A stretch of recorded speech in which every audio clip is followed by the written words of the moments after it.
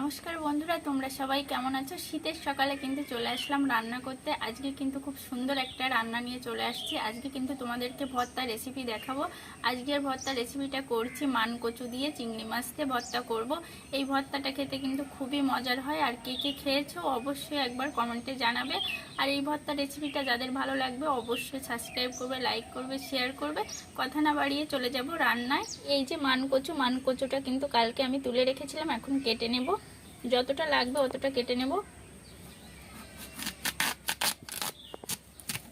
গরম ভাতের সঙ্গে কিন্তু এই ভর্তা রেসিপিটা এত বেশি ভালো লাগে কি বলবো। তোমরা কিন্তু অবশ্যই একবার বাড়িতে আমি যেভাবে করছি করে খেয়ে দেখবে। রান্না করে ছাল ফেলে দেবো, একটু বেশি করে ছাল ফেলে দিতে হবে। দেখো বন্ধুরা, ভালো করে আমি ছাল ফেলে দিয়েছি। এবার কেটে নেব। প্রথমে গোল গোল করে কেটে নেব। কচু কাটার সময় কিন্তু তোমরা হাতে চিকচিকিটাও করে নিতে পারো। অনেক সময় কচু কাটলে হাত চুলকায়, কালো হয়ে যায়। প্রথমে এরকম চাকা চাকা করে আমি কেটে নিচ্ছি।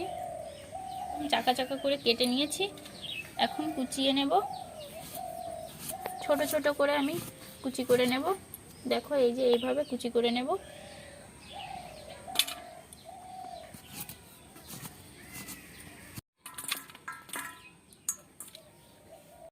একইভাবে আমি সবগুলো কুচিয়ে নেব।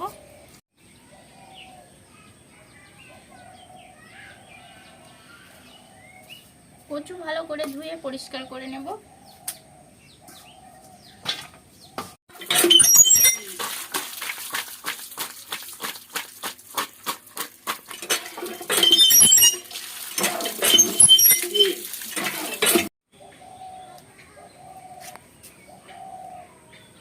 কচু ভালো করে ধুয়ে পরিষ্কার করে চলে আসছি রান্নায়।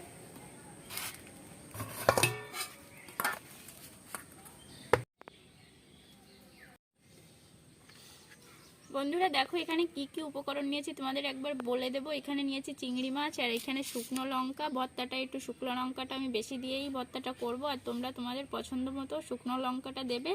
এখানে নিয়েছি একটা রসুন, দুটো পেঁয়াজ ছোট করে কুচিয়ে নিয়েছি। আর উনুনটা ধরিয়ে নেব। উনুনটা ধরিয়ে নিয়েছি, কড়াই বসিয়ে দেব। কড়াইতে সর্ষের তেল দিয়ে দেব। অবশ্যই কিন্তু তোমরা সর্ষের তেল ব্যবহার করবে। তেলটা আমি ভালো করে গরম করে নেব। কেটে রাখা কচু দিয়ে দেব।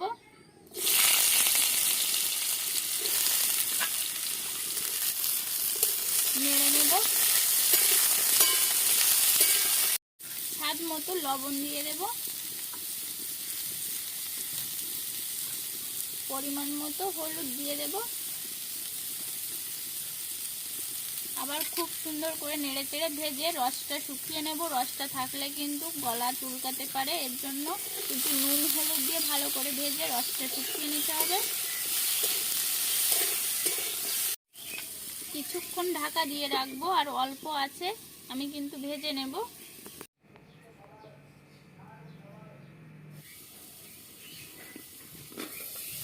ঢাকা খুলে নেড়ে দেব।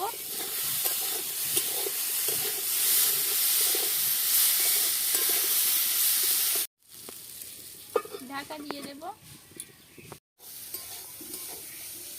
দেখো বন্ধুরা, খুব সুন্দর করে আমি লাল লাল করে ভেজে নিয়েছি, রসটাও শুকিয়ে নিয়েছি। নামিয়ে নেব। দেখো কালারটা কতটা সুন্দর লাগছে দেখতে। কড়াইতে আবার একটু সর্ষের তেল দিয়ে দেব। খুব বেশি দেওয়ার দরকার নেই, অল্প করেই দিয়ে দেব। তেল ভালো করে গরম করে নিয়েছি। পেঁয়াজ, রসুন, শুকনো লঙ্কা দিয়ে দেব। দিয়ে দেব চিংড়ি মাছ। স্বাদ মতো দিয়ে দেব লবণ, হলুদ। ভালো করে ভেজে নেব। আর লবণটা অবশ্যই কিন্তু এই টাইমটায় অল্প করে দেবে, যেহেতু আমি কচু ভাজায় লবণটা দিয়ে দিয়েছিলাম। সব কিছু একসঙ্গে করে ভালো করে ভেজে নেব।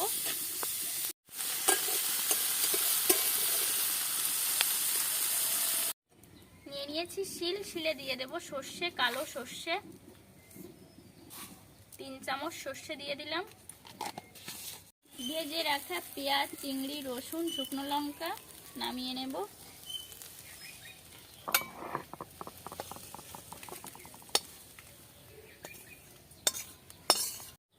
প্রথমে সর্ষে বেটে নেব।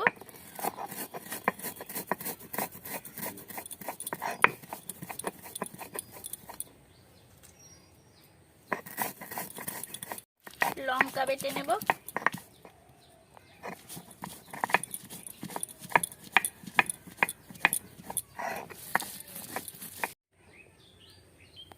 সবকিছু একসঙ্গে বেটে নেব।